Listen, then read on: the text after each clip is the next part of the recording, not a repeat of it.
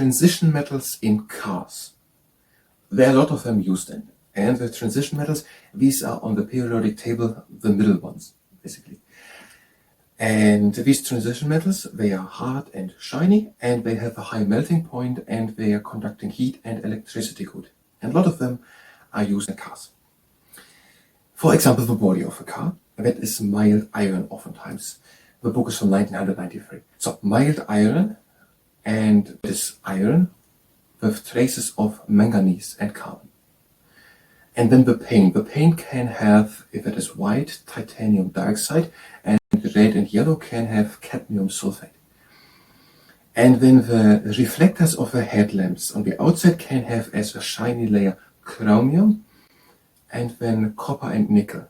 And the lamps inside of the headlamps, they can have tungsten in the coiled filament, and that is used because tungsten has a long living capacity and retains its strength even if it is heated to glow white, which is then making the light.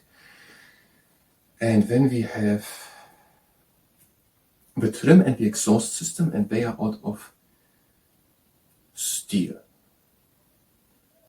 Another transition metal. And when we have the bearing in the gearbox, and that has a layer out of transition metals on the outside, steel, and on the inner layer, copper, tin, lead, for example. When the spark plug can have as the lower electrode and body of a spark plug iron, and as the central electrode copper.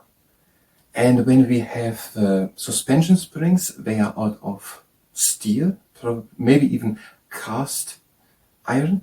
So cast iron maybe to make them long living, sort of steel, with a lot of carbon, and also maybe cast iron, and also the engine in which the cylinders are is out of cast iron. That is cast iron that is iron with a lot of carbon and many impurities to make it shock absorbent. And when we have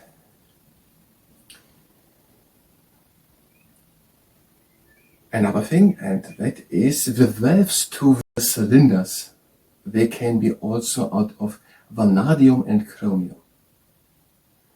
And that is according to the Science Encyclopedia by